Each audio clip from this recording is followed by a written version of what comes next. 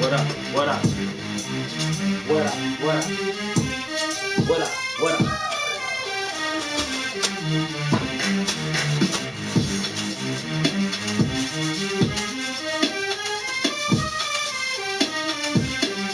Yeah, yeah, yeah, yeah, yeah,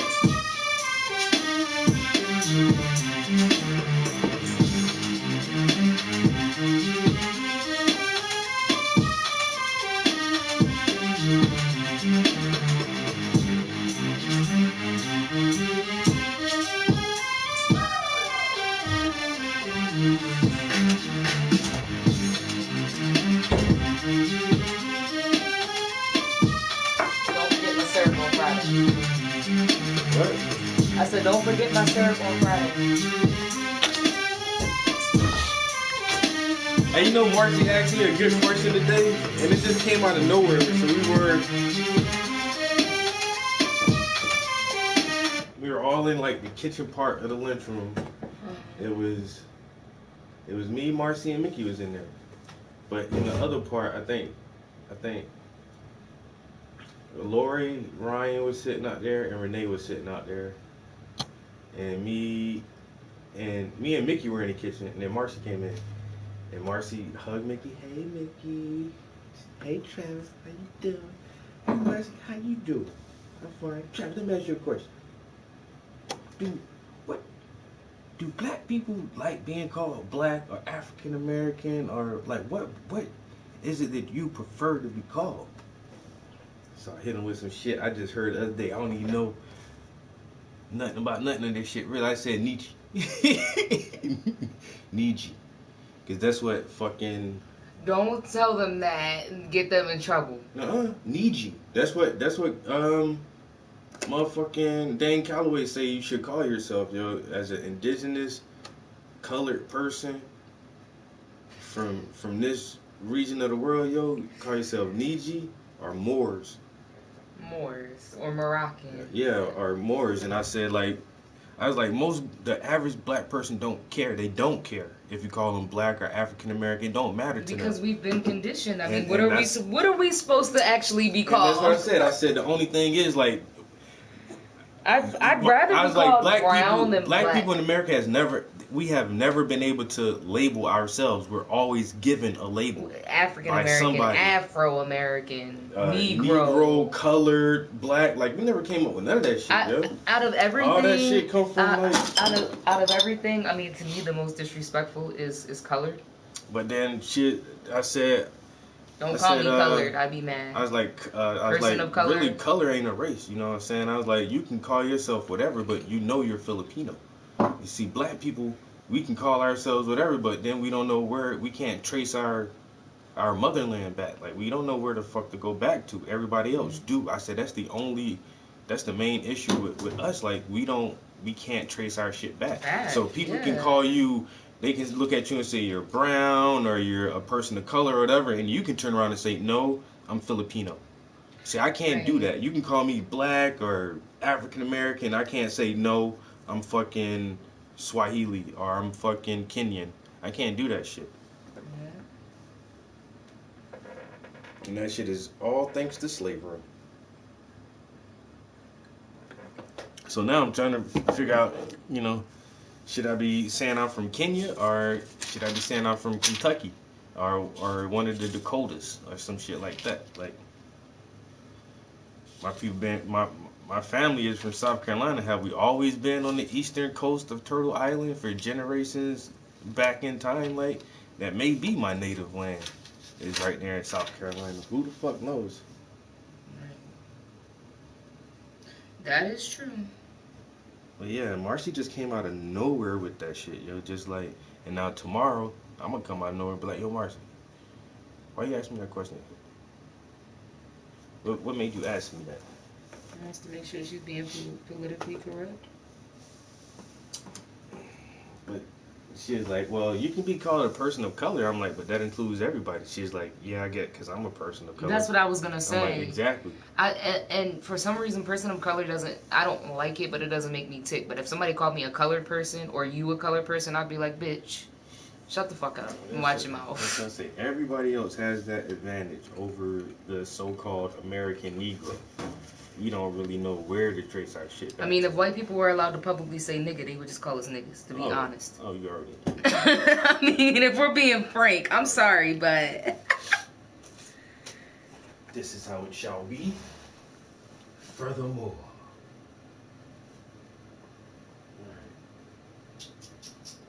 Nope, sit. I wasn't calling you. Sit. don't tell him why he do that. I wasn't calling you. I'm sorry. My bad. My apologies. You still coming? Move. Go sit. Sit. You're good. Sit. Here, sit there. Good. I guess you want a treat now for just because you did what you was supposed to do. Ooh. I don't owe you anything. He can give you a chip. You gotta be as hell right now. Suck my teeth one time. She wanted to come. What? Why are you all in my face? I didn't call you. And I walked you for a long time this morning. You went for a long walk this morning. Move. All the way down to where you ran away at.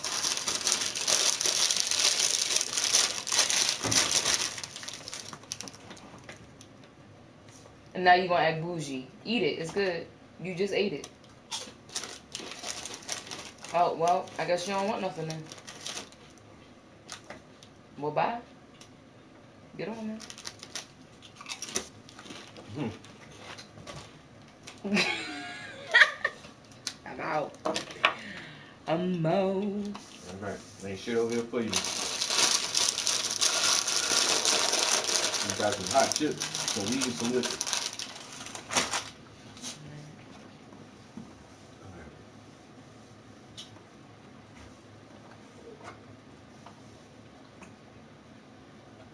Oh man, the updates they did to iMovie.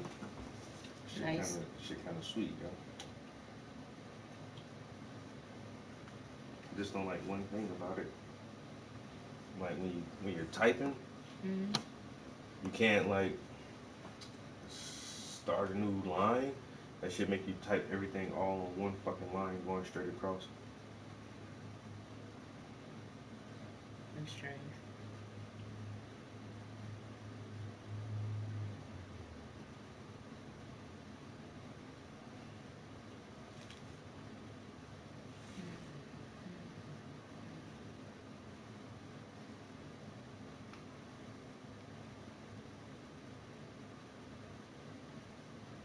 Oh, no.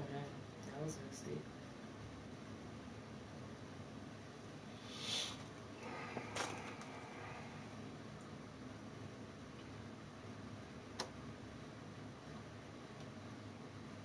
And I'm gonna have to go downstairs because this is gonna be better on my laptop or computer.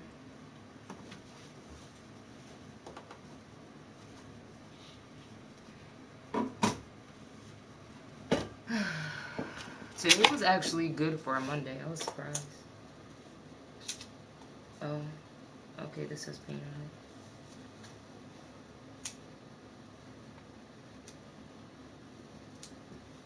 on it. Yo, who daughter is this, yo? Where the fuck you get that shit from, yo? Who little girl this is?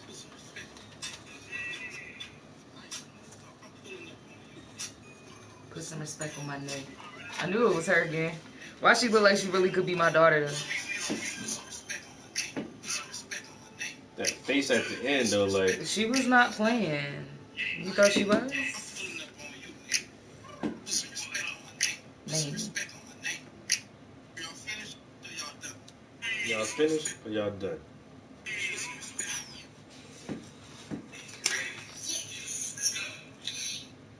Alright, that's done.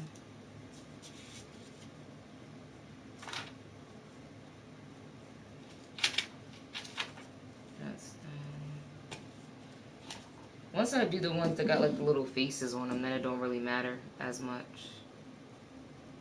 Because anything could go on anything.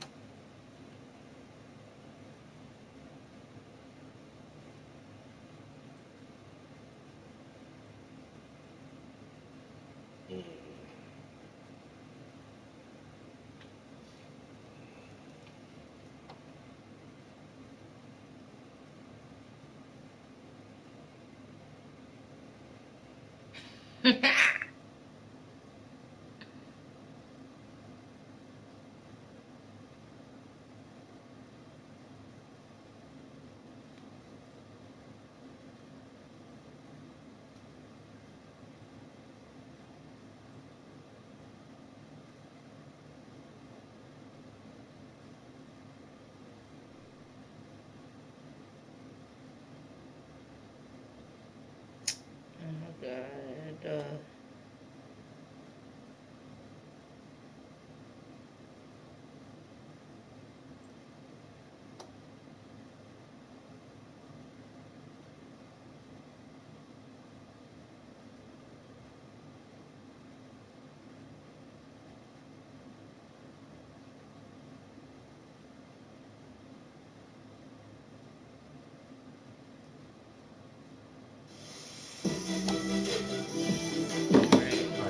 Go back to beats in a minute.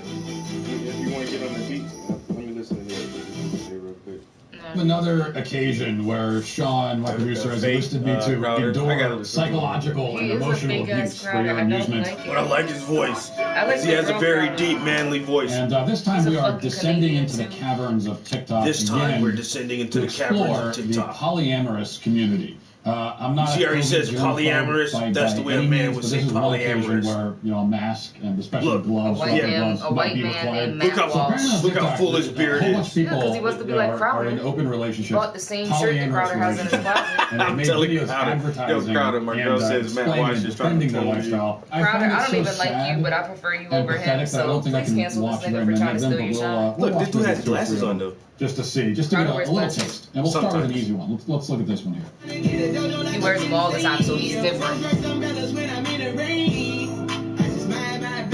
Just mind your business, right? Well, except that your husband's sexual activity. Even the way your husband's sexual activity, he says it just like Crowder.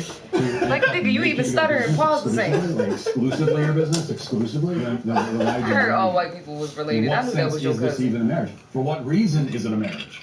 But then we go down a rabbit hole that people don't want to go down, of course, which is like now we got to come up with a definition of marriage. What is it exactly? And once you start doing that, then you're drawing lines, and you might find that we're excluding certain types of relationships that you would prefer to include, and that's why we don't define it at all. And now we have to call this a marriage also. You know what this is like? It's like going into business as an accountant, and then your first client sends their tax documents over to you, and you go, whoa, wait a second, that's none of my business. Your financial information is private. Keep it to yourself. Boundaries, Dwight, come on. Well, private, but the accountant-client relationship is supposed to largely center around private information. That's the whole point.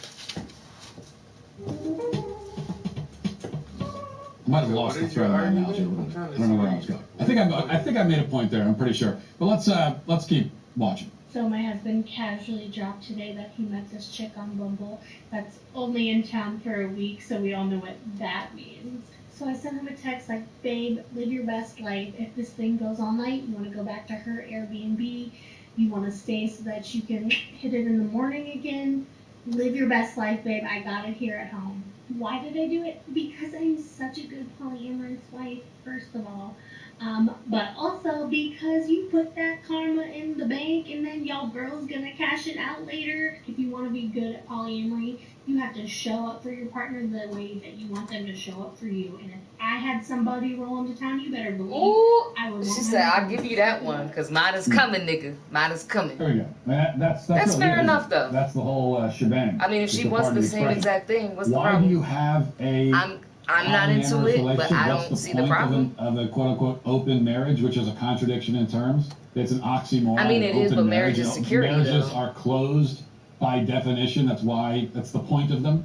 But why But do it's it? not just the point of them entirely now, is it? self-serving. You know, that's the point.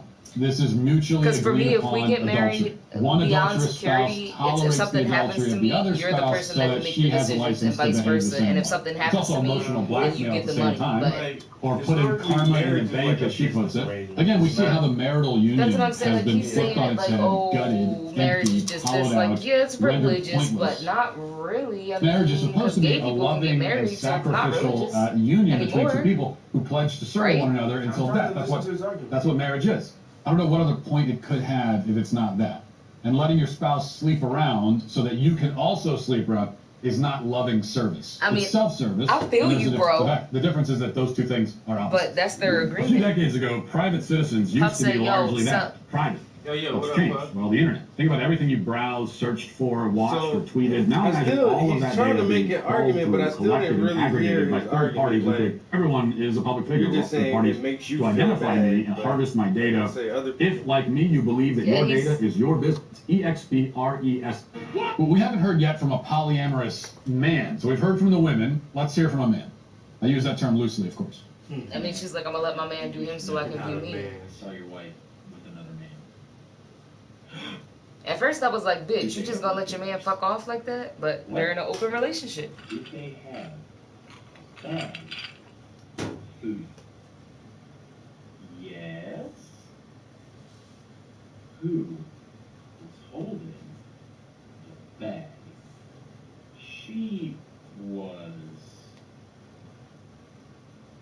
Yeah.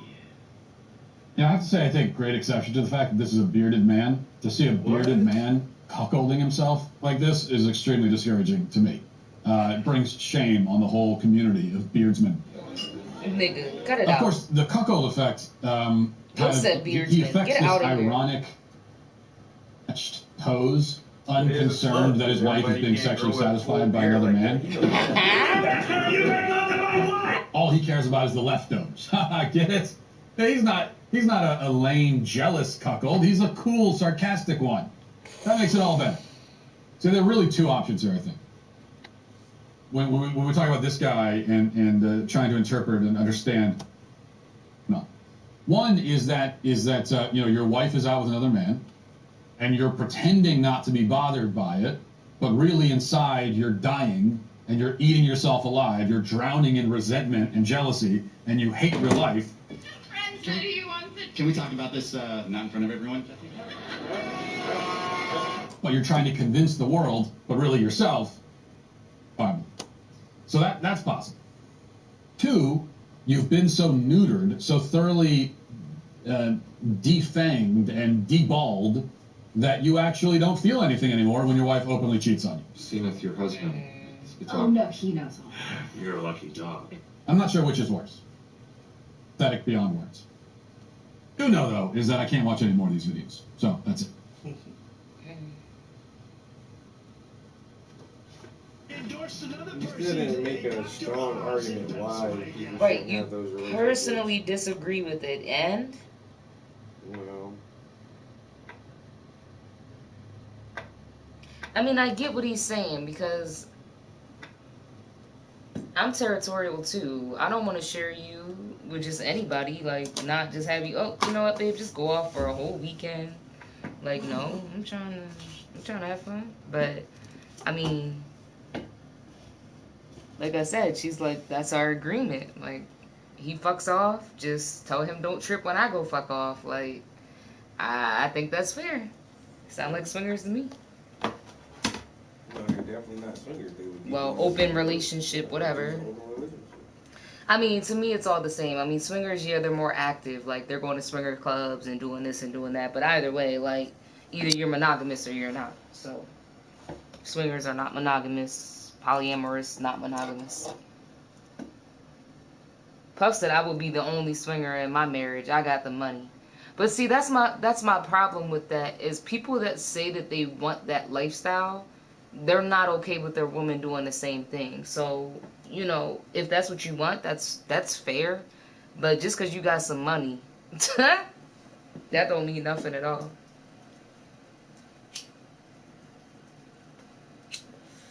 I mean, y'all could definitely have 3 or 4 wives at one time, so it's definitely set up in y'all's favor, but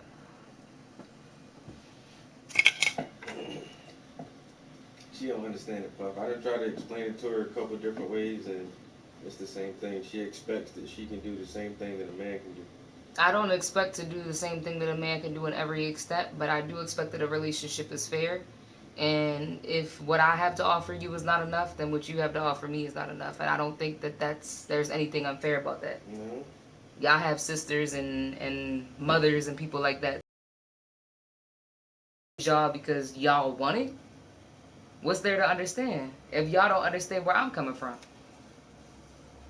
how you expect me to understand you, but you don't understand me? Now, I yeah. understand you. Yeah. I understand you because you're thinking in the masculine. I'm not thinking in the, but what is the match? See, this is what I get tired of with men. Men always think that they get a chance to tell women when they should be feminine and what's masculine because I make a certain amount of money or because I decided that I want the same thing as you, I'm being masculine. So what makes me masculine?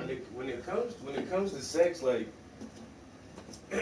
women are not meant to have as many partners as men are. That's just But genetically. no, it's not biologically. genetic. Yes, it I mean, is. but do you want to go reproduce with a bunch of different women, or do you But- just but- because this is the thing? If it's for the purpose of reproduction and the world was coming to an end, then I would say you have a point. But since you don't want to reproduce with those women and you don't want to be with those women, then what's the difference with me doing the same thing with other men? biology is ingrained. No, my biology's not ingrained. There's Yeah, plenty, just like how men can cheat and not think nothing about it. It's just a sexual interaction. There are women out there who can have sex with a man and not catch feelings. Everything about your biology is all ingrained into one integral system.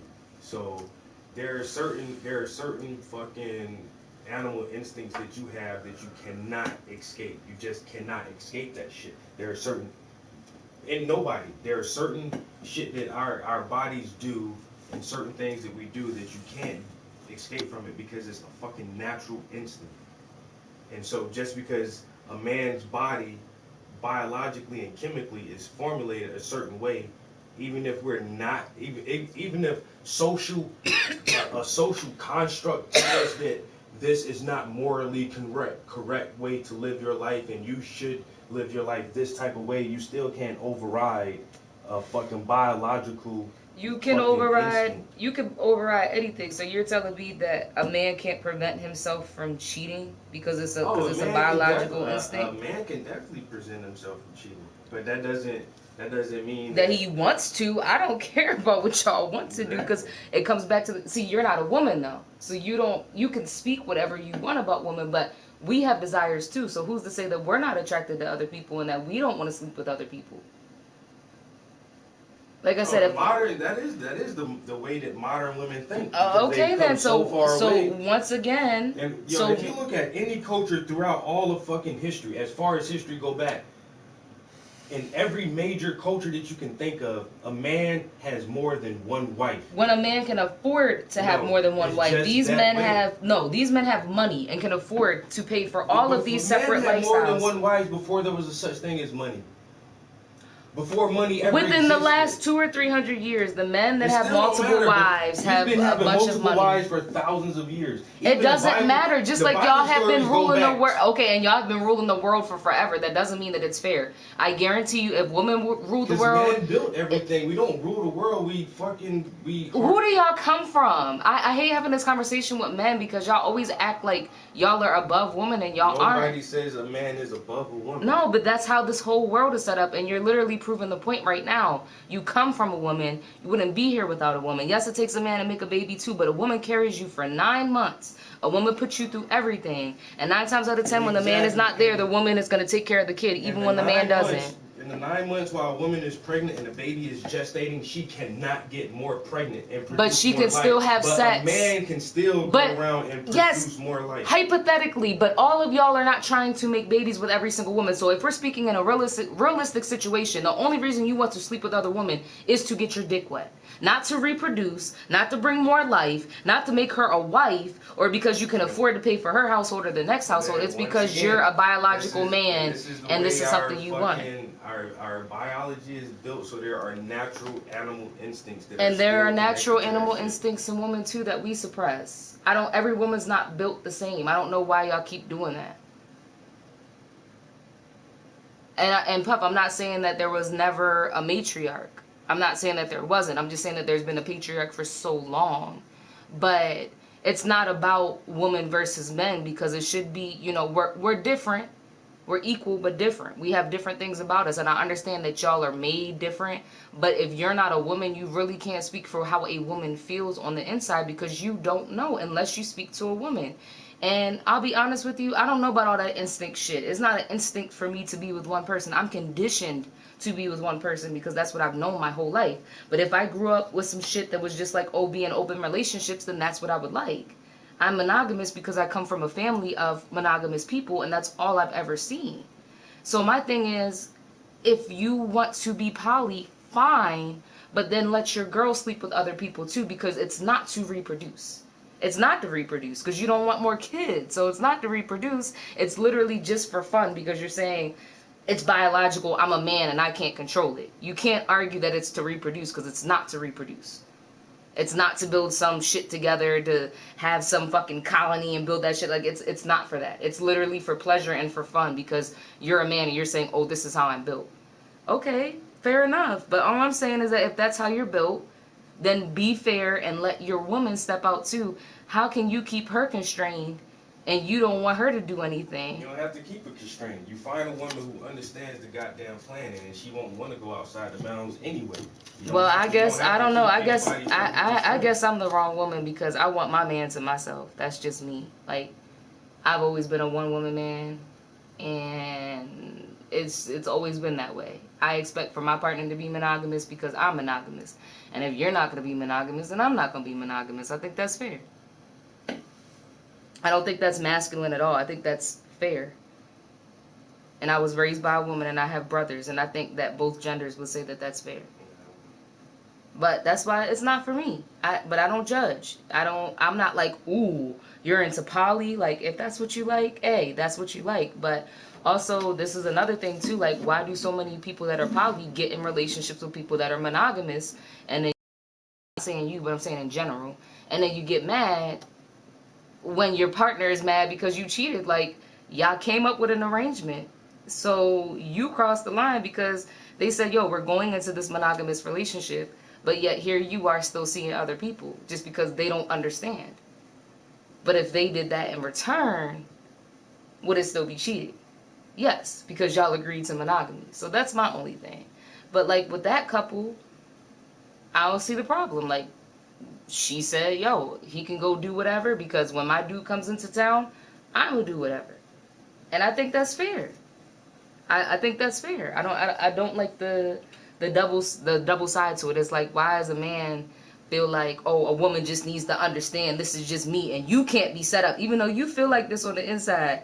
You want to sleep with other people too, but you can't because I'm telling you, I'm the man, I run the world, and you need to be submissive and just let me do whatever while you let me go fuck off and you stay home and be waiting for me after I just had my dick in this other person.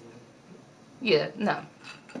I don't know what type of dummy's falling for that or what type of super submissive female, but Like you said, motherfuckers who do allow that shit wind up looking like Will Smith.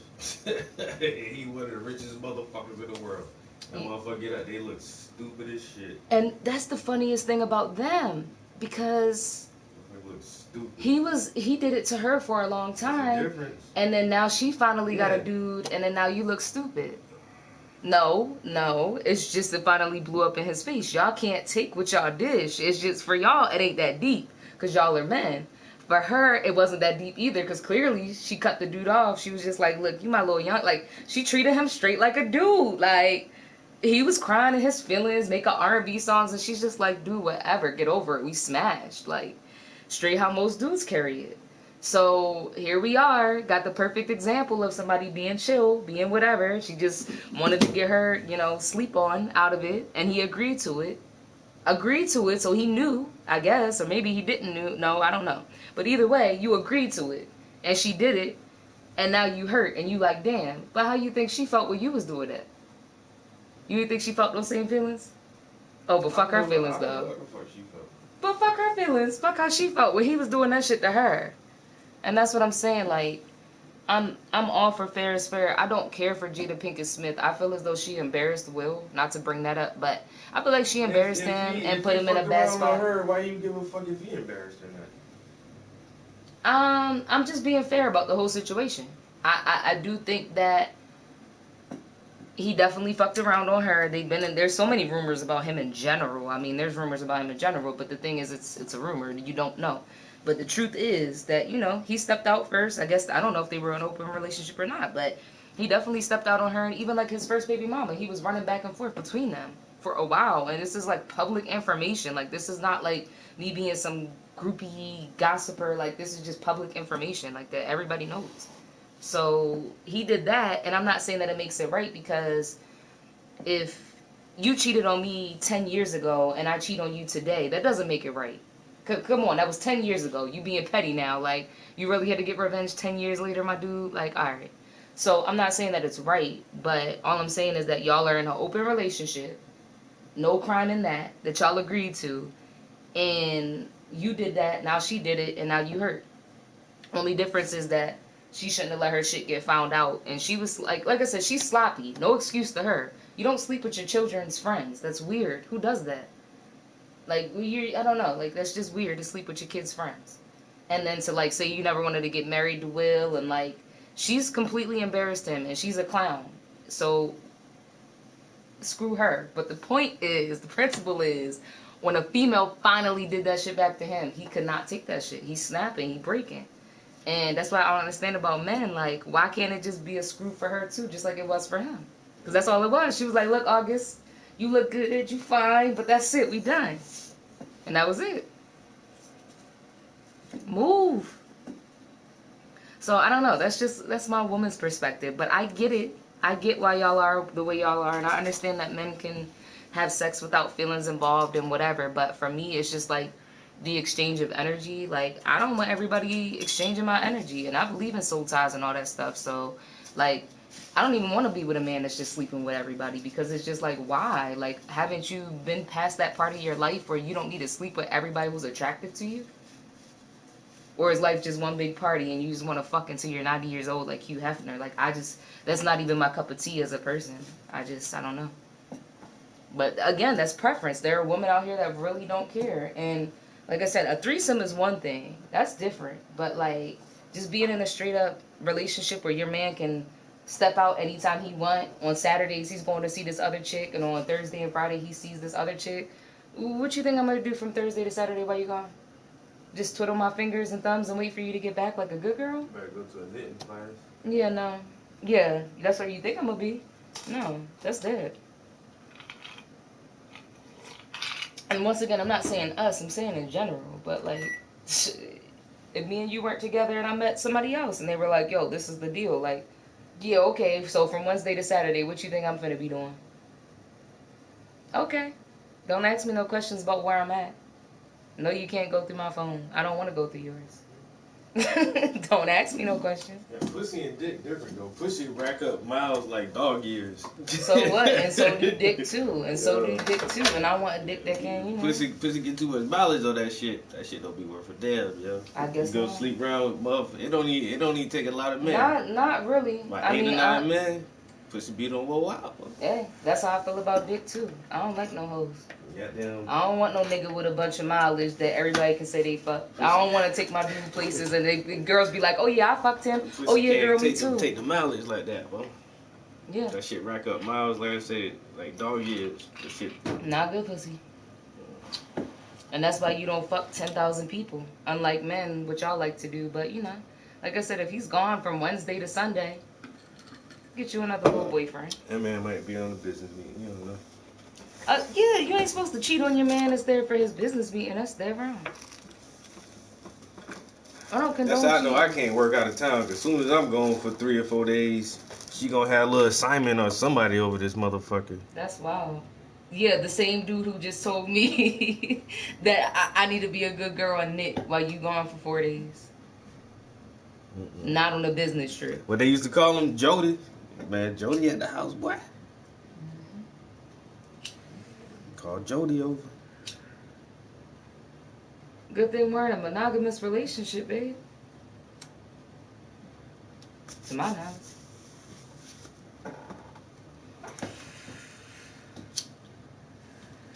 One man is enough for me. And has been for 2 years now. I don't understand. I'm 25 and I got shit out my system, so I don't understand how motherfuckers still be in their 40s, 50s, and 60s and don't got shit out their system. Like, damn, you ain't did all that already?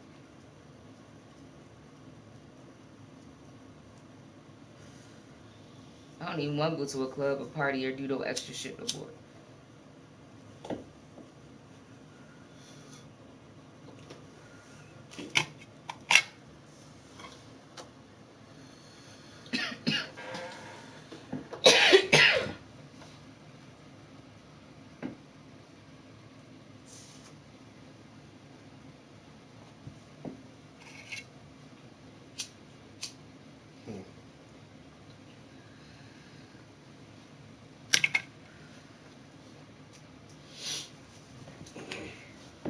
That shit all come down to opinion, I guess. It really does. And at the end of the day, I can't speak for you as a man and what you want, and I gotta respect what you want, but you gotta respect my opinion because you're not a woman and you never will be. But I respect where y'all are It coming is the from. 7th of December 1993, and the first of several congressional hearings is waiting to begin. The room is full with people, with an empty table near the front. It has a TV screen and an easel. Waking up to 2 or 3 John beautiful women sounds holding real the nice. microphone begins to speak. Playing that video games Seeing one chick half the week, seeing another chick half the week, sounds nice to me. Especially if you're like Akon and you can afford that shit. Just see one wife per month. As the senator continues Cool. to speak, Yeah, I be like he Akon. describes the basis for Yeah. the Why ban. you think Pharrell not married? Why you think a lot of these Pharrell motherfuckers? is married. Industry and Pharrell education probably just got experts. white. Like these motherfuckers wait till they He been older with than the me same to get chick married. for forever. Kendrick Lamar been with the same chick for forever. J-Cole been with the same chick for forever. They're all married. Idris Elba just got married. That motherfucker He was married like for a minute. 47. Prior to that, he was with somebody for a long time. Then he cheated on her neighborhood. Exactly. She ain't want the program. System for home media. Hey, he should have been honest from the beginning, right? Stated, this I think that's idea true is an game. Like, you evolution really a of player theories tracing its if you way can get back your girl to before begin to home the video shit. games I mean, to to the agree with the shit from the long-standing beginning. theory, the social But learning if you theory. go into the shit and you This agree line to of be thinking monogamous, became and then she part finds of out the you've been lying and social shit, zeitgeist then from she a should number leave of you because studies, you a liar and you couldn't even be starting real. with B.F. Skinner's operant conditioning But a real man and would've just got her to go with the program. a controversial but fascinating study called the Bobo Doe experiment. The Bobo overseen Doe by experiment. Albert I remember Bandura. that. The Or aftermath if I of the had a different study female, like I said, reinforced there's the females belief out here that that don't care children about are monogamy. violent when So exposed to violent why get a media. female that wants to be monogamous and Parents get would, married in when you know that's retrospect, not what be you want? seen Just as to a waste her time because you controversial and selfish? ethically That don't make questionable no sense. chapter in the discipline of psychology. But The he married that criticisms chick to though, the so I experiments mean, would be I brought can't say nothing forward, about him. He married including her. accusations that the children were manipulated to gain the desired results and selection bias. would influence general That's thinking just about on it. children There's so many copying people out here that actions literally observed, want the same thing. would ultimately be the So, scientific no reason to lie to justification of somebody media just 'cause they censorship look good or and something. age-related restrictions. Welcome to the dark side of science. The dark side of science. Our story starts in a small town in Alberta, Canada, named Mundare, on the 4th of December 1925, with the birth of Albert Bandura. He was born to Polish and Ukrainian parents. After Growing Ukraine. up in a small town, educational opportunities are fairly limited, but under the guidance of his family, he became self-motivated. He was encouraged by his parents to seek out experience of life beyond Mundare. After high school, he took a job in the Yukon. It would be here that his interest in science would be sparked, in an unlikely turn of events. While studying at British Columbia University, he took a psychology course in order to pass the time in his empty early morning schedule, becoming passionate about the subject. In 1949, he would graduate with a BA. To further his newly discovered passion, he moved to the University of Iowa. From there, he gained an MA in 1951 and a PhD in 1952. Postdoctorate in 1953, he took a teaching position at Stanford University. Throughout the 1950s, Bandura became fascinated in a new theory, originally posed by B.F. Skinner in his series of lectures in the 1940s on social learning. What the fuck, Kendrick? Mentioned a thing called Mr. Morale and the Big Steppers. In its most basic form is the copying of the parent's speech by a child. Fairly straightforward and obvious when observing a child copy a parent talking. It stated that all verbal behaviour was underpinned by operant conditioning. Around the same time, a book, Social Learning Theory, was published in 1941 by Clark Lewis Hull. Suggested that personality traits were learned by copying parents' actions. In 1959, Noam Chomsky published his review of B.F. Skinner's verbal behaviour theories and criticised his 1957 book called Verbal Behaviour.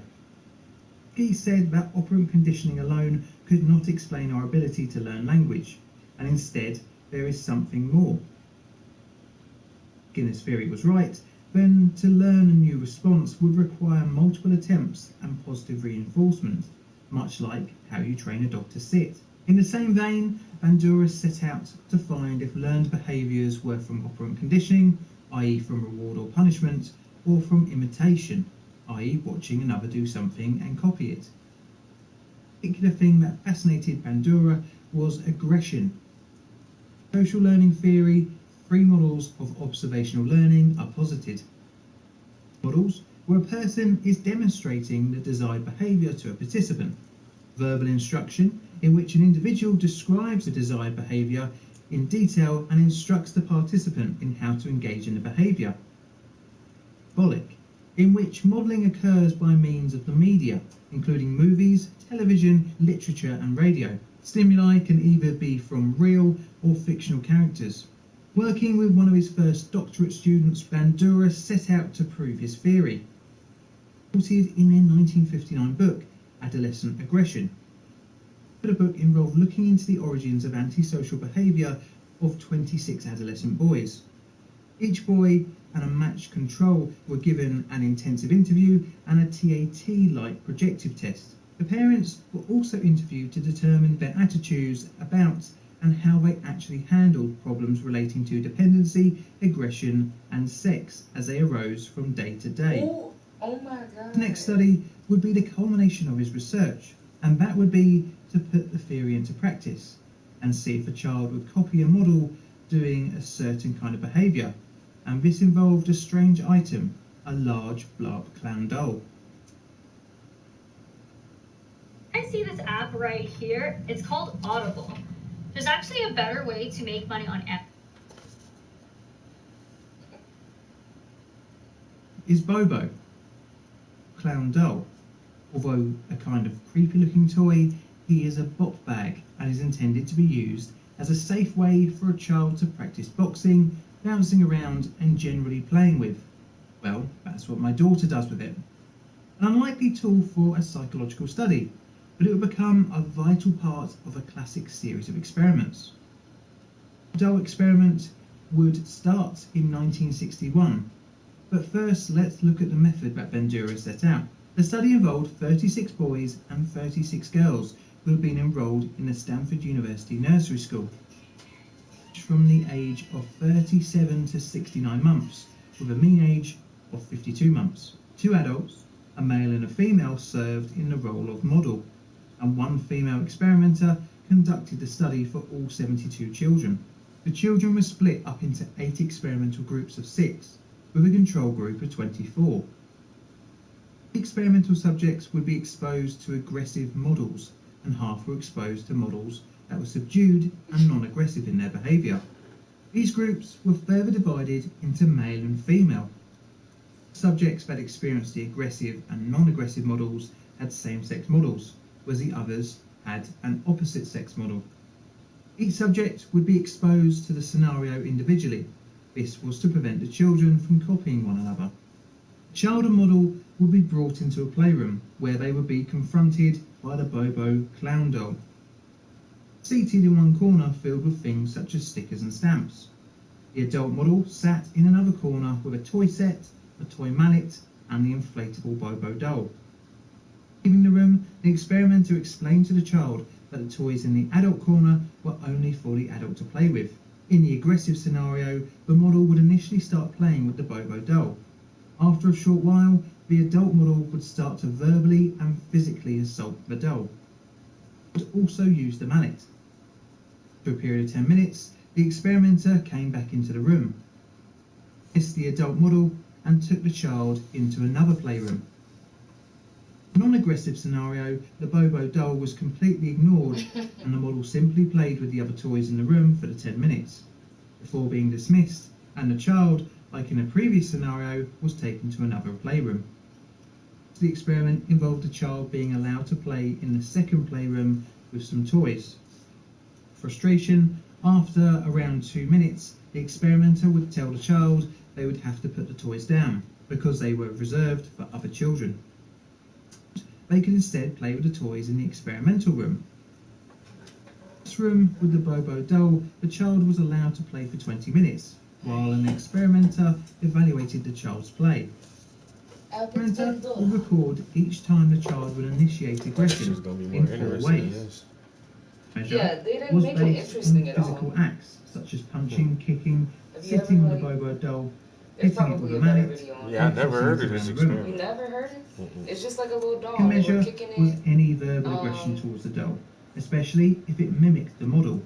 I know you Third know measure Pavlov's was the dog number of experiment times the mallet was with used to salivation. display forms of aggression And then other than hitting the doll. Another one is Measure Skinner's box. was each time When you aggression do was the shown lace. that was not a direct imitation of the role model's behaviour. The monkeys with the The blanket. results were not particularly surprising. That one was a good one. Who experienced the aggressive scenarios were way more And the aggressive prison in displaying experiment. the I know you've Bobo seen doll. that.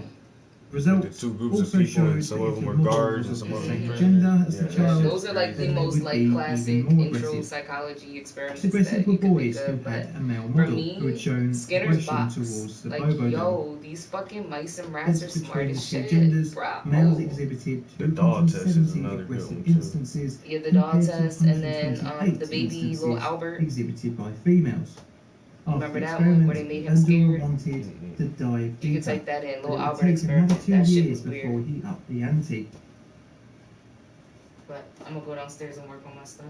The experiment, Bandura set out to see if the results would change if the children saw the aggressive scenario in the form of a cartoon or a film in comparison to a live model.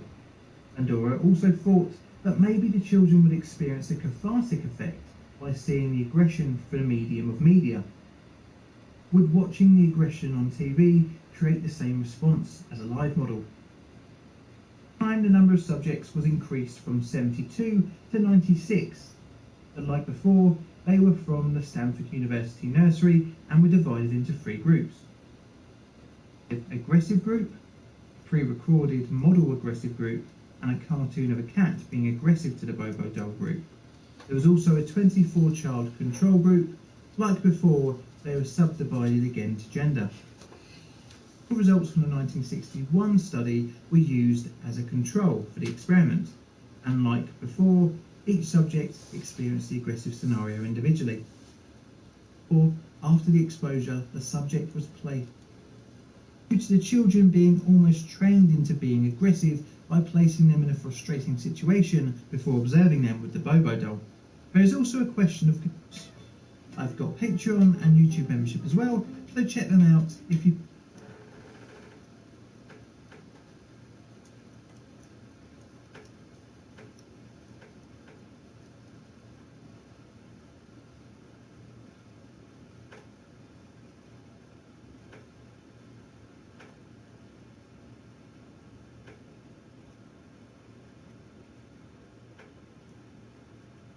A big fan of trying new things and seeing what works for my body, and Mudwater definitely is. Hey folks, another month down, another month in the can, so you know what that means. Q&A time. This is a good opportunity to just kind of talk about stuff I don't usually have a chance to talk about on the channel. So the way I do this, the way I get your questions is you leave them on the previous month's Q&A video. So a lot of these questions I got from the January Q&A. Leave comments in this video for the next one, essentially. I also get some questions from Patreon and YouTube membership members. Thank you guys for having my back. But got some wild questions today, so let's just dive in. Also, just keep in mind I have to put on my glasses today. Do not be alarmed. Sometimes I wear glasses. Dylan Carpenter asks, sometimes I think about creating my own channel like the one you have here, but I worry that I have too many blind spots, like barely playing any Nintendo games or any games announced before like 2004. Do you have any big gamer blind spots? Should I even be worried about this? In terms of making content, no. You got to embrace like what you do, what you're into. And it doesn't matter. You can still bring something special to the table, even if you haven't played every video game ever. I think the fact that you said that you haven't really played any games before 2004 ages me into a skeleton. So I have blind spots. Mine are a little different. I don't really have like maybe necessarily general blind spots in terms of generations. I feel like I've been fortunate enough to be able to touch most generations, or at least have a friend that had a console that I didn't have. But blind spots I have, or I would say for me, are essentially fighting games. I am like just god-awful with fighting games. I'm not good at them. I don't know a lot about them. I don't play too many of them. I really like Soul Calibur. I had little moments of growing up playing some Tekken and, a little Virtua Fighter here and there, but it's one of the few genres that just never really stuck with me. So I would say that I'm not always really the go-to person for that type of thing. And on the other hand, dad games, like big hardcore strategy games. I like the occasional RTS, but I never got really hardcore into the deep stuff, you know what I mean? Also, I never had a Sega Game Gear, so there's that. That's a blind spot for sure. Oh boy, Kiefer asks, are you excited for Doctor Strange in the Multiverse of Madness? Hell yes. So now what I usually do, and I break my rule more and more, but I like to watch, for things that I'm really excited about, I like to watch like the first trailer and then go on media blackout after that. But hanging out watching the Super Bowl, couldn't help but have the Doctor Strange trailer be played in front of me, and I said, screw it. Let's do it. And it's an awesome trailer. The new trailer is so sick. There's so many really cool things here. It feels very much like Scott Derrickson's work on the original Doctor Strange, but also Sam Raimi as hell because he's directing it. We got to see so many incredible, weird, cool shots. Seems like there's going to be a wild amount of references to other things. Obviously, Marvel's What If, which was surprisingly cool and connected to things. Also, the original Doctor Strange movie is actually one of my favorite MCU movies, so I'm really excited to see it kind of directly continued here with some trip-out sequences. And Mordo, I'm really curious to see where they go with him. And of course, the big thing they teased, the Illuminati. So essentially what that is, for the layman out there, is like a super group formed of some of the heavyweights in Marvel. Less of like a fighting force and more of like a tactical decision force. And seemingly here they're going with a multiverse thing where we're getting Patrick Stewart as Xavier, which is teased. Now there's a lot to say about that, with people thinking it ruins his arc, wrapped up with Logan, or it's just weird to bring it, or too much nostalgia, blah, blah, blah. Here's what I think. I think that ultimately, eventually, they're going to do the X-Men, right? This could set it up, right? But I think at this point, and a lot of people aren't going to want to hear this, I think Patrick Stewart is a little too old to just jump in and jump back in as Xavier. I think what they could do here is a one-off with him, and they get him as a cool multiverse Xavier, get him in there once, and that's awesome. That's anything I could hope for. Now, I think the bigger questions are really with the rest of the Illuminati. What are they setting up? All those crazy, wild leaks of Tom Cruise as alternate universe Tony Stark.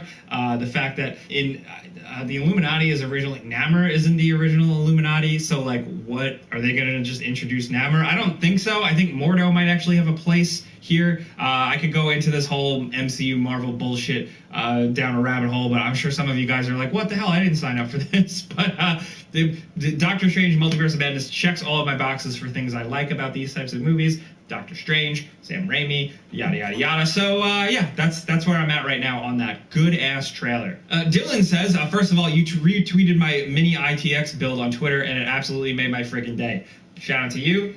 Small mini ITX builds are the way to go. If you want to challenge yourself in terms of building PCs, it's so much fun to cram real gaming PC power into a small form factor.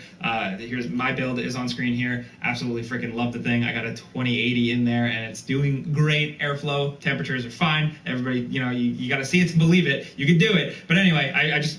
That aside, his question, any cool stories of meeting your heroes or role models? So I like to kind of like keep some of that stuff private, but I've looked up to a lot of gaming media personalities over the years. Some of you guys, you might find some of them cringeworthy or not cool because they're like mainstream, and I get it. But still, you couldn't help but have people look up to, if you're gunning for that as sort of your career. Then also, I had always looked up to a lot of journalists, a lot of writers of magazines and the earlier days of the websites, and I've gotten to meet a lot of great people there too. And it's cool. It's very much just a thing where it's like, oh, meeting your heroes. And I'm fortunate where I've been able to meet most of them and have good conversations with all of them and have some time with them. It's really just that they're regular people, and don't freak out and put them on weird pedestals or anything like that, Here's one, and I'm going to get spicy for a second because I see this a lot. And no disrespect to this person, I'm going to answer this as productively as I think I can.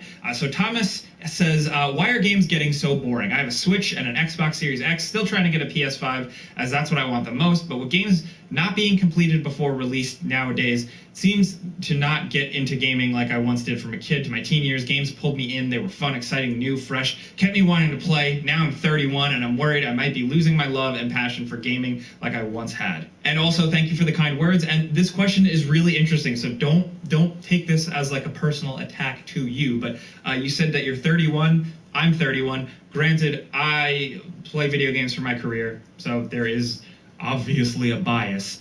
But I think with my bias or with my hyper being online, I can confidently say to you, video games are not boring. There are so many video games out there, you need to look harder. And I'm not saying that to be mean, but I'm saying that if you feel strongly about this platform enough or this hobby enough, right? Take the time and look. There are so many gaming experiences out there that can absolutely bring you back in and fall in love with a game. I think maybe this is also part of the problem, or at least some of the mistakes made by YouTubers and channels and just really people online who like to be loud and argue, is that it can seem so overwhelming that everything is absolutely bad. And I shit you not, man. For last year and the year, you can consider those some of the worst years in gaming because of so many disappointments. Some games came out and they just were not as great as everybody was hoping, or they were glitchy and buggy and messy, all that shit, blah, blah, blah. It happens. It's consumer products. We move on. But whatever, in that last span of the year or so, there have still been so many great games that can absolutely wash away all that bad taste. If yes, you are the type of person and you buy a $60 game once every 4 months, quarterly, what have you. I understand money is tight, but you cannot say that games are bad now because your sample size is small. And that's not your fault, but I'm just saying it's a misguided thing where there are so many genres out there, so many different types of games. And I'm not even saying that it's just there are good games out there, they're just indies. No, there are plenty of other games that just don't really get talked about enough. So what I would say for you, if you feel like you're losing your love and your passion for gaming, keep looking, keep searching, find curated lists, find people who make top 10s that will give you weird specific things that scratch your itch. Try and look for those. Or go back and play a game from a couple of years ago that you missed. Or even go back and play a game from a previous generation. Like, I always joke about how often I go back and like replay Fable, and Fable isn't even a perfect game, but I love it so much, and it's a good way to kind of recharge and come back. That was a really long-winded way of answering that, but what I'm saying is that games aren't getting boring. It's just some of the mainstream ones can be a little underwhelming, and they fuck up from time to time, but just keep looking. There's so much good stuff out there. More games are published on a monthly basis than ever, so you should be eating.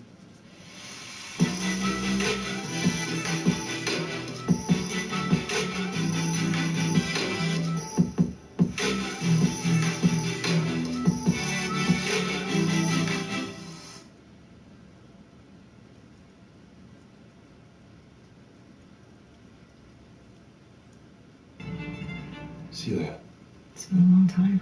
Vic has me looking into Flight 127. The hijackers had help from inside our station. We need to find out if we had a mole. We look at the evidence, we follow the facts. Are you accusing me? I need to know the man I sent can do what's necessary. I can do this clean, but it has to happen now. Who are you?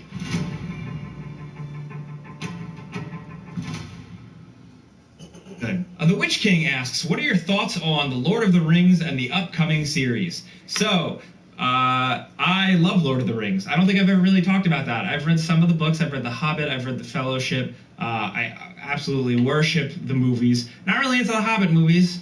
You know, I think that's pretty standard. But I love that shit from top to bottom. I was the perfect age when The Fellowship of the Rings released. I was at that perfect age to read The Hobbit as like a wee boy and then kind of grow up into The Fellowship and stuff like that.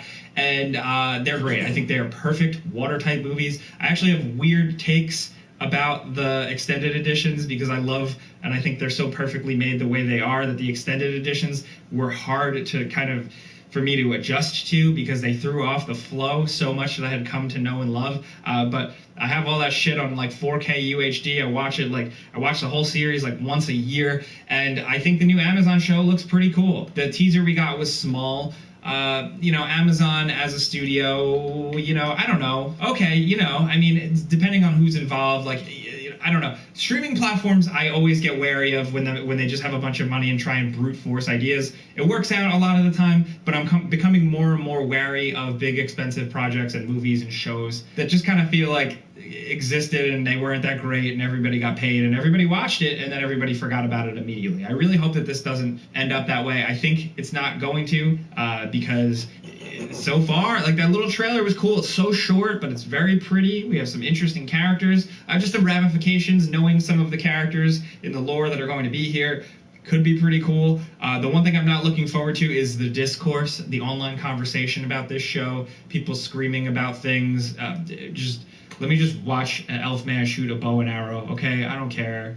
But yeah, I'm in day one. I love stuff. I love stuff. So, yeah. Crazy Devo, shout out to Devin, asks, it's been many years you've worked at Game Ranks. Is there anything else you'd want to do, or do you just see yourself kind of doing the YouTube channel for the foreseeable future? DeLorean content. I want to do a DeLorean YouTube channel. No, not really. I mean, maybe. I don't know. There's so many interesting things to talk about with that car. It's my favorite car of all time. Yes, you're going to comment and say, but it's a piece of garbage. Mechanically, yeah, it's rough. The whole concept of the car, the whole story behind the car is how flawed it is, but I love it. The whole story behind it is great. I love Back to the Future, but I don't really like the car for that. I don't want to make it a time machine or anything like that.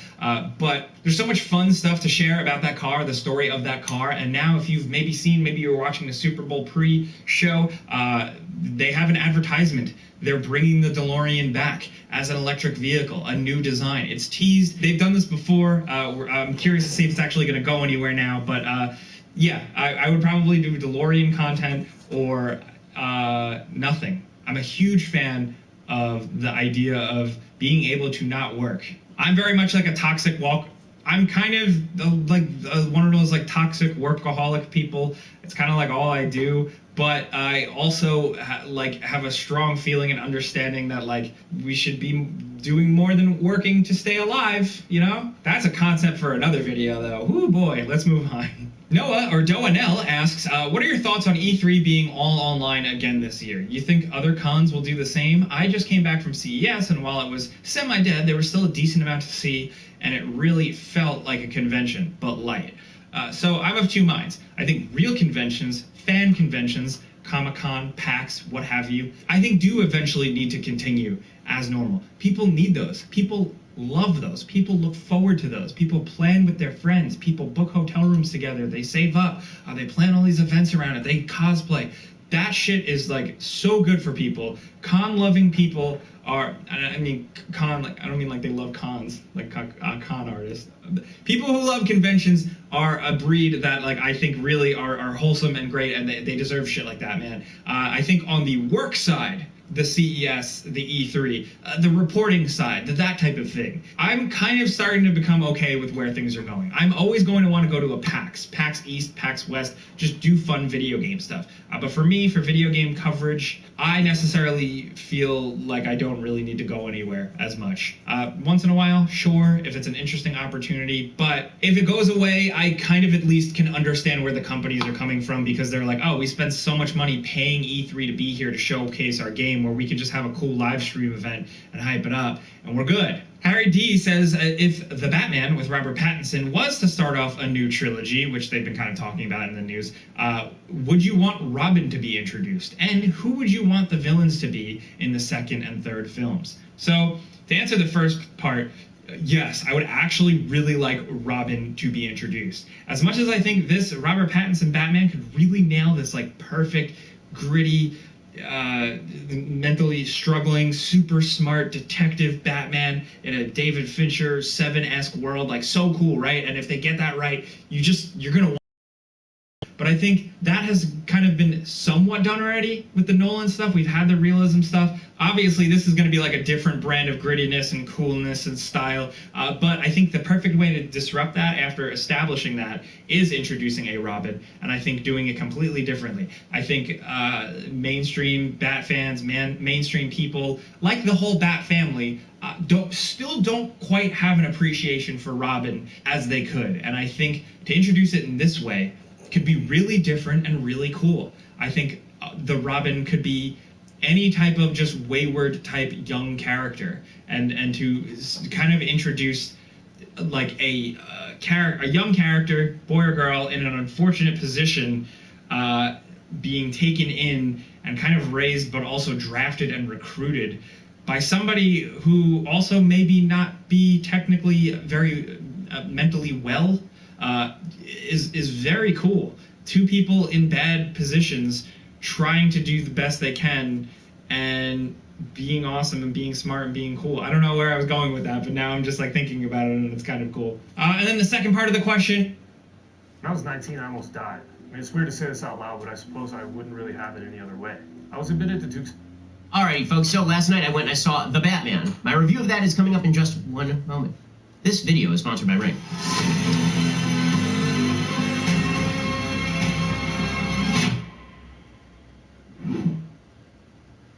So, last night I went and saw The Batman, went and saw it with my wife. It is 1 million hours long, and it's one of those movies where I started off, and I was like, okay. Got a little further in, I was like, all right. And then I got to the end, I was like, meh. And then the more I thought about it, the angrier I became. And so you're about to hear a lot of hot takes on The Batman, because I hate this movie. Okay, first of all, I'm just going to tell you right up front, spoilers. Spoilers aplenty here. So if you haven't seen the film yet, and you want to see the film, and you don't want to be spoiled, I'm warning you. You've been warned. All right, this is Detective Batman. So if the original Michael Keaton Batman was sort of crime-fighting Batman, and the Christopher Nolan Batman was city-saving Batman, this Batman is supposed to be Detective Batman. And this has a long history in the Batman comics. Some of the best Batman comics, particularly my favorite, The Long Halloween, is rooted in the idea of Batman not just as Caped Crusader, but as a great detective, smarter than everybody else, capable of picking up on clues, investigating and tracking down crime.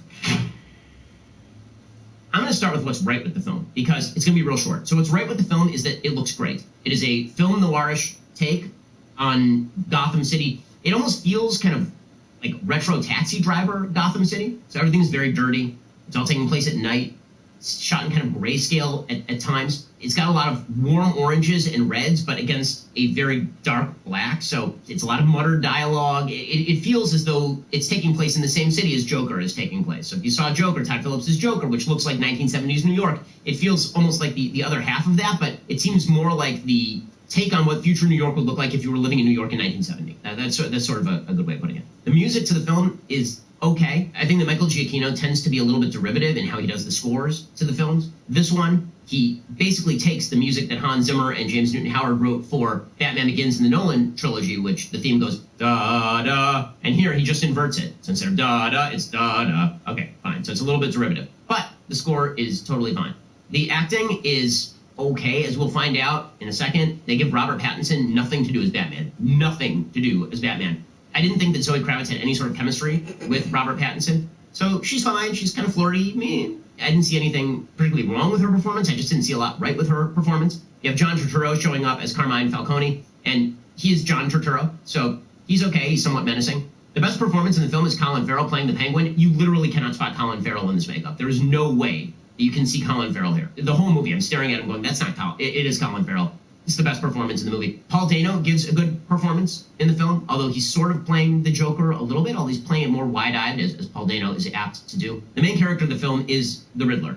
And herein lies the main problem with the film. The biggest problem with the film is that the film hates Batman. Like, the actual Batman character hates the Batman character. And this drives me up an absolute wall. The biggest problem with the film is not the wokeness. Yes, there's some woke touches. You have Catwoman, who is a woman of color, who is, of course, good, and you have the black female mayor, who is good, and you have the black Jim Gordon, who is good. Every white character is apparently bad, like all of them.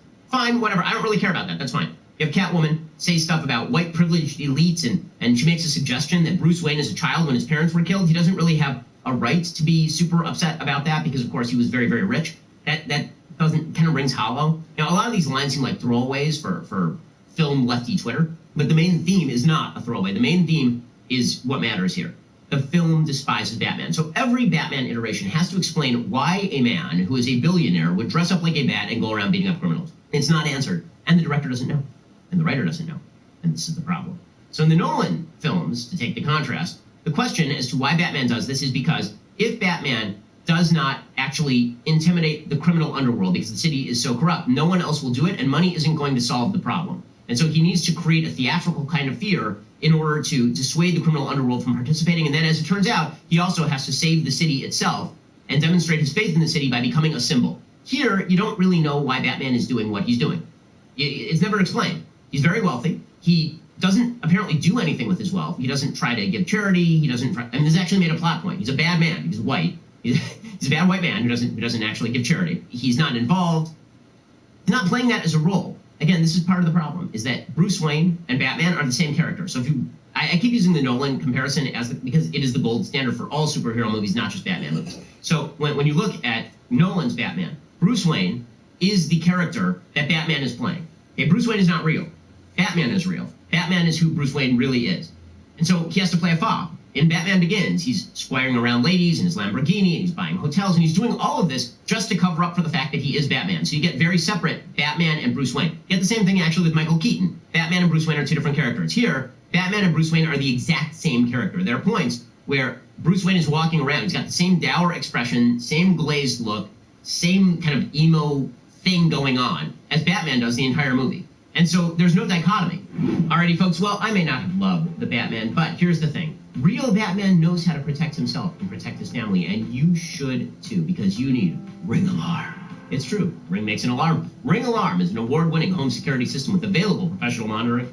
It's more than just security. Ring Alarm can help protect your home from flooding, freeze, and fire as well. Ring Alarm works on any house or apartment. You can add sensors for motion, doors, and windows. Their professional monitoring gives you the ultimate peace of mind. All of their services are part of a Ring Protect subscription. There are no long-term commitments. If anything happens, professional monitoring will call you and can request emergency services. Best of all, Ring's professional monitoring is an amazing deal. You get so many great features, award-winning professional monitoring for less money than most professional alarm companies. You and your loved ones can rest easy, knowing that Ring Alarm is helping to protect your home. Get protection and peace of mind with Ring. You know, my family relies on Ring Alarm. I'm always concerned about security, and Ring Alarm makes me feel so much more secure. I know what's going on in my property at all times. You may not have known before, but it's true. Ring has that award-winning alarm. Go to ring.com/Ben Shapiro to get a great deal on a Ring Alarm home security kit today. That's ring.com/Ben Shapiro. So here's the actual plot of the film. Batman has only been Batman for a couple of years, so he's not really good at Batmaning yet. And he is tracking down criminals, and he gets drawn into a plot by the Riddler. The Riddler is giving clues so that Batman can track down all the way through the system of Gotham this citywide corruption that apparently is going to bring down the entire superstructure of faith in the city. Meanwhile, you have Catwoman, who's Selena Kyle, played by Zoe Kravitz. And Zoe Kravitz is similarly engaged in an attempt to commit a robbery against one of these underworld figures, but she's drawn into Batman's orbit by a murder that both of them are investigating at the same time, the murder of her roommate. Maybe there's something more going on there. The Riddler is the main villain of the movie. You see the Penguin a fair bit. Carmine Falcone is one of the big characters in the movie. You get a little bit of Alfred. Of course, you get Jim Gordon, whose main job in this film is apparently just to say Jesus over and over again. Crisis Coulson. Whenever something bad happens, he just goes, Jesus. And that happens like 6 times. Like, Jim Gordon does nothing except for basically stop Batman from getting arrested a lot. That's pretty much all he does. He's a bad detective. He doesn't do anything. The plot is that all these people get killed. Batman uncovers it. He realizes that his dad was corrupt also, or that his dad engaged in corruption with Carmine Falcone. Finally, we get to the end. Paul Dano does it's such a ripoff of Seven. He gives himself up. It's time to take care of down there. I guess I have let my bottom half go. Use Manscaped's Lawnmower 4.0. The only tool with the performance and precision you need. In your sensitive areas. This trimmer features skin-safe technology to help reduce the risk of nicking cuts when it comes to trimming privates. Because it's waterproof, you can trim the field, rain or shine. But when it comes to the full-on package, I have the perfect gift for you. Manscaped Performance Package 4.0. My nose hair grows like a caveman. Thank goodness for evolution, huh? That was rude. First things first, the weed whacker. It whacks your weed. Super easy and you groomed from head to toe. He's so smooth. Also included Crop Preserver Ball Deodorant. You can feel the glide on it. Next up is the Crop Reviver. Just a little spritz on there and then he's good all night. I really like that. Plus 2 free gifts, the Shit travel bag and anti-chafing boxer briefs. Let's trim up and let's hit the town, baby. Get your privates ready for action and order today at manscaped.com.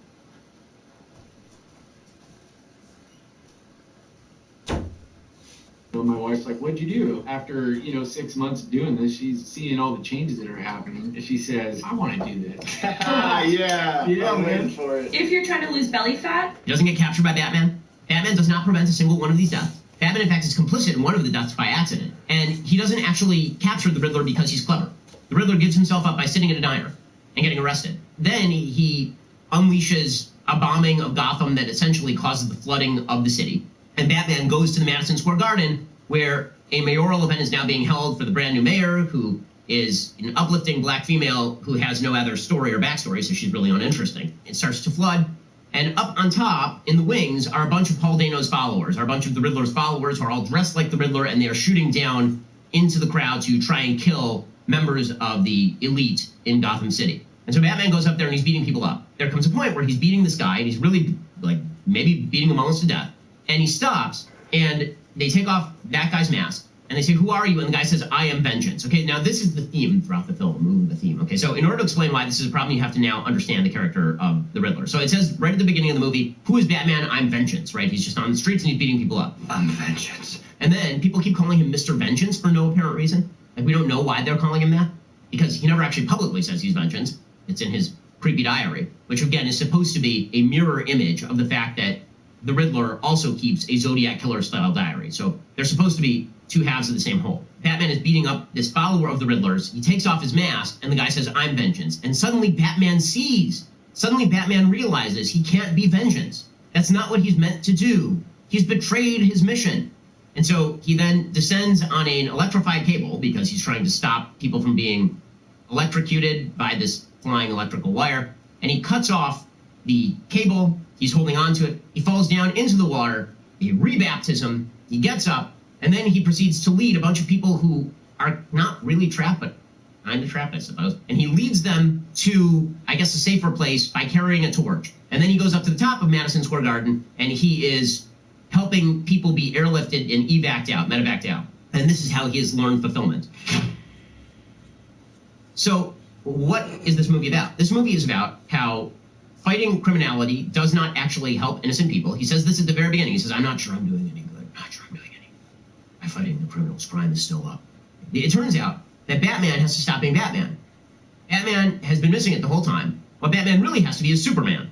Batman needs to go into areas like Madison Square Garden and not fight the criminals. He needs to go and lead people with a torch to a slightly safer area. He needs to help medevac people on the top of it. He needs to build Habitat for Humanity. He needs to join Jimmy Carter and build houses for homeless people. That's what Batman needs to be doing. This really is a sort of attack on the idea that fighting crime helps innocent people. It's an almost defund the police attitude toward what crime is, on the basic idea that individuals are capable of doing justice by finding bad guys and fighting them. Instead, apparently, individuals are only capable of doing nice things by helping little old ladies cross the street. It's this sort of mentality that has led to New York turning into Gotham City in the last couple of years, by the way.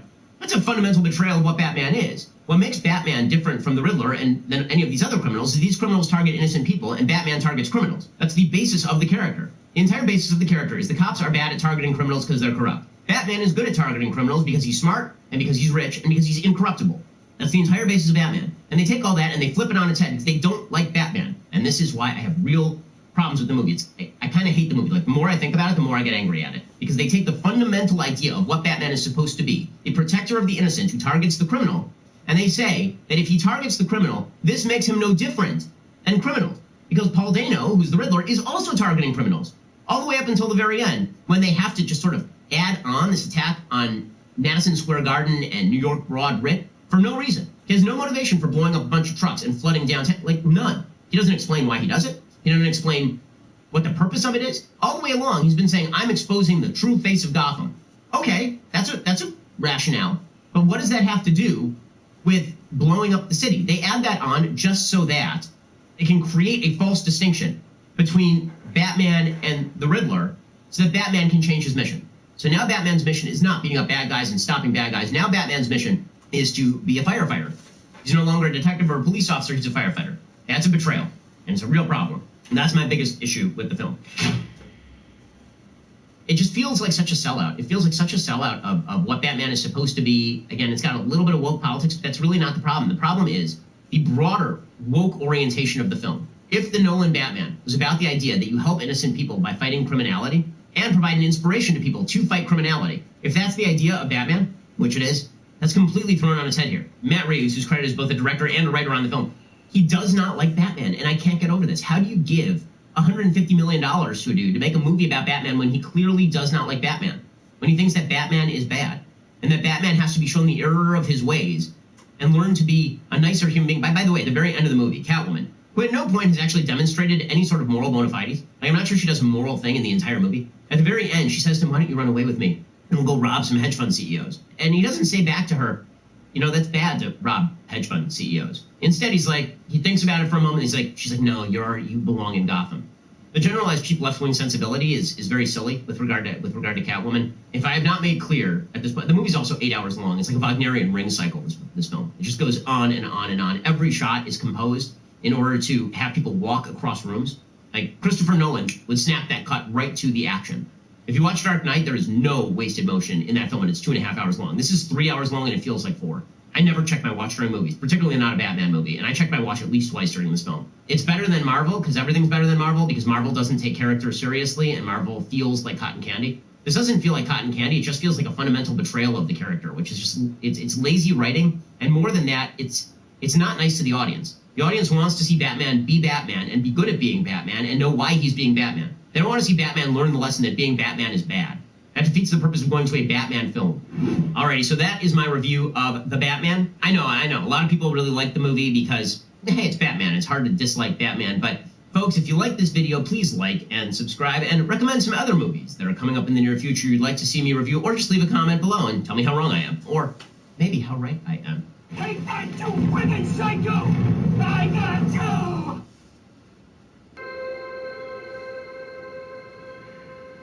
In between breath, take the shot. You're doing really good out there, kid. The size of that deer, we're gonna be eating venison all summer. On the day's work. I think we need to see somebody again. And by we, you mean me? No, I mean us. Hey, that look in your eye. Guys in my unit had that look. You think there's a brochure you can hand me so I can go?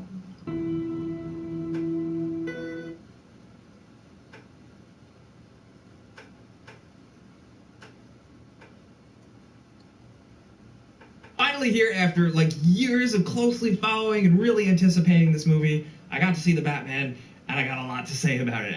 Like a lot of you guys, Batman was like a childhood obsession of mine. I still read every single comic cover to cover for Batman.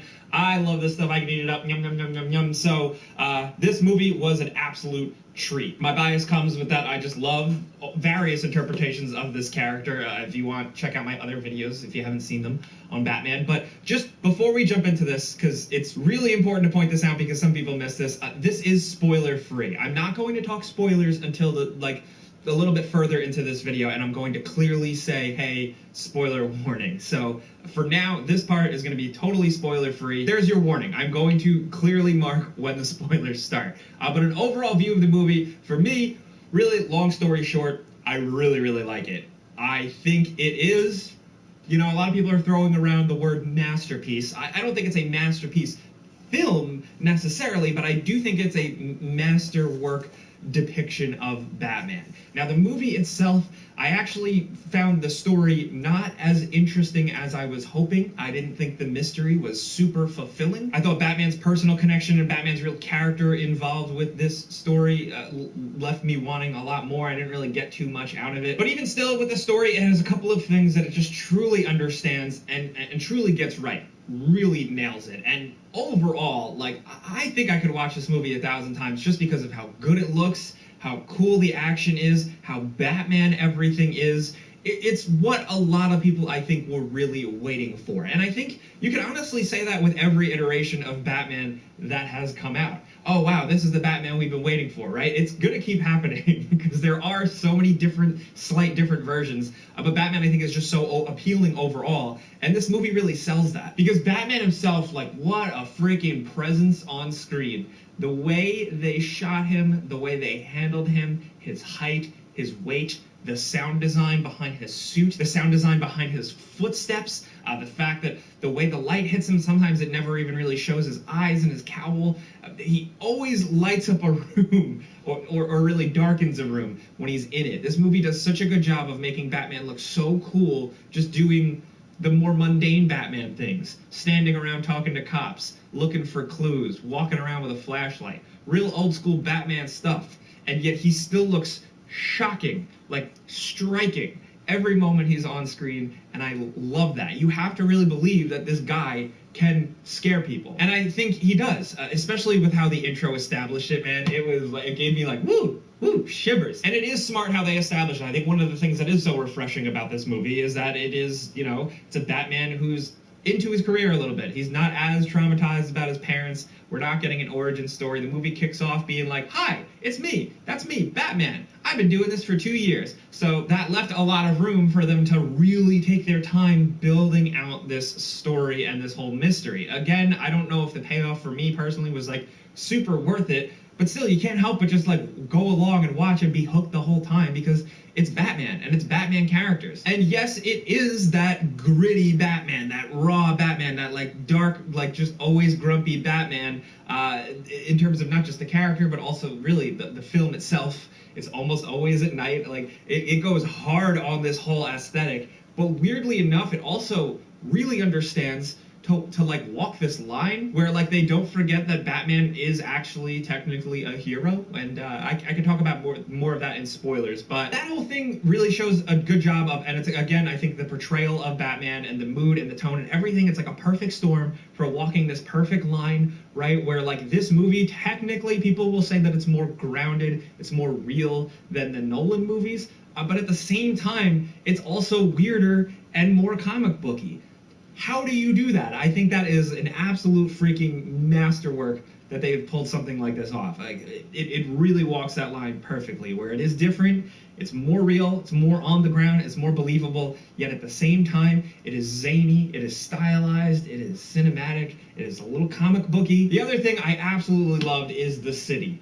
Gotham City, as you guys, if you saw my Batman Begins video, you know I'm such like a weirdo stickler for how cities are portrayed in movies, and specifically Batman and Gotham City. Gotham City itself, in various interpretations, is itself a character. It is itself its own work of art, and I think in this movie, it does do those things. It does, finally. Like, it's not just like an over-the-top Burtonized thing, which I do love. It's not just a hyper-real, like, just kind of mishmash of Chicago and New York shooting locations. In this movie, it actually kind of seems like it takes the ideas, the feeling behind those cities like New York and Chicago and makes its own thing. I personally like that it did feel a lot like spooky New York. Like, it was like they took a lot of New York. Obviously, you could see stuff that's very Chicago-y, but they took a lot of New York stuff and just made it like they made like the nasty, gross, like 80s New York. That's what it felt like to me. It's like everybody in the movie is a wise guy. I love it. But it has that perfect mix of it feeling like a real gross, evil, dark city that real people actually live in with some Gothic architecture. It was like this like perfect meld. And to go back to the New York thing, this isn't a spoiler or anything, but on the Gotham News channel, like one of the news anchors is actually portrayed by my local like greater New York area news anchor, Pat Battle. I watch her for like local New York news, and it was really cool to see her in the movie being a Gotham news anchor. That's so cool. But like the mood and atmosphere and all that stuff is what just made me want to stay in this movie world forever. To every crime scene, to every room just being filled like with hyper detail. Everything is incredible, from the architecture to individual grime to the fact that Bruce Wayne, like his Wayne Manor, his like Wayne penthouse, is basically like a Bloodborne cathedral. That's so sick. All of that stuff really works with the music. Now, the music, I've said this with video games, I've said this with some movies. I think music can sometimes just completely heighten things and really sell things, and it really did here. I thought the music was absolutely perfect from beginning to end. Not all of it was like super duper memorable, like theme wise, but mood wise, it fits so well, and it does stick in you in a different way. We all know the like bum bum bum bum from the trailers and stuff. That's incredible, and I like how that motif continues throughout the movie. Just with that, I believe it's like that timpani drum sound, that boom boom boom. It just works to carry it. And then the other element of it, the heroic themes to it, really help sell a lot of the other types of Batman moments. There's such a blend of like heroicism and a little bit of hopefulness, and then just like dread and like big scary Batman music. It was perfect. Also, Catwoman's theme really surprised me. Catwoman's theme actually was a little bit evocative of Danny Elfman's Michelle Pfeiffer Catwoman theme, which was kind of a cool homage. It was nice to see. And for supporting characters, Alfred, Andy Serkis was great. He was not in the movie enough. I was pretty bummed about that. And then of course there's the Riddler, Paul Dano, doing his thing, very much doing his thing. If you've seen him in a lot of other movies, but he amped it up here. He amped up the crazy factor. I didn't expect to see such a crazy Riddler, but it was cool. It was unique, and I like unique interpretations of these characters. I like new spins on them, and I thought he really worked for this icky world. But this movie ultimately, and I know they've been saying this publicly, the people behind this movie, that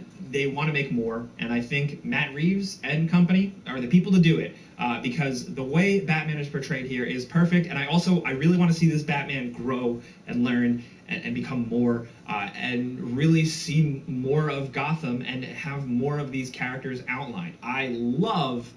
Jim Gordon is actually my favorite Batman character, like, if we're talking like comics and movies and stuff like that. And Jeffrey Wright was great here. He's probably going to be fleshed out in other things, but I really wanted more of him, because you could tell from the way he played the character, like you can tell that he has all that Gordon backstory behind him. I just want to see more of that. I was just really happy to see like a lot of scenes of them working together. I know a lot of the movies do that, but the way they handled it here felt a little different. It felt more workmanlike, and I just thought they had some really great moments between them, especially with the dynamics of them next to the rest of the police department and the more kind of cartoonishly portrayed, more comic booky police officers. But he really goes in line with how great the movie handles Batman actually being a detective. They had such a strong grasp on Batman doing detective things, which people are quick to say that the other movies didn't really do, but I do remember a really long, drawn-out scene in The Dark Knight where they're, trying to get fingerprints off of a bullet, and it's super intense. Like, it doesn't do crazy high stuff like that. It's a lot more just writing things down in a notebook and thinking of clues. And I really like that. It was simple, but it was good. And again, to bring myself back around, because I'm so crazy, like I really like this. I really want to see where it's going to go, and I want to see a second one with an even more personal story, a more personal villain connection, more growth for Batman, and just like keep it going, keep this party going. This is so awesome. But I can't really say much more without going into spoilers, so consider this your spoiler warning. Hey, spoilers. Hey, spoilers. Are you ready? Time to talk. Life is good. Pet prescriptions delivered to your door. Chewy. Spoilers. You have been warned. So, first things first, I can't believe Peacemaker showed up at the end. That was insane. But let me just get the thing. I couldn't really talk about it before, but let me just put it out there. What I wasn't super crazy about here was like the mystery, the ultimate conclusion of the mystery. When it got to where it was, I was like, oh, okay. Like, I don't know. I didn't feel super hooked. I didn't feel like super intrigued by the clues the whole way.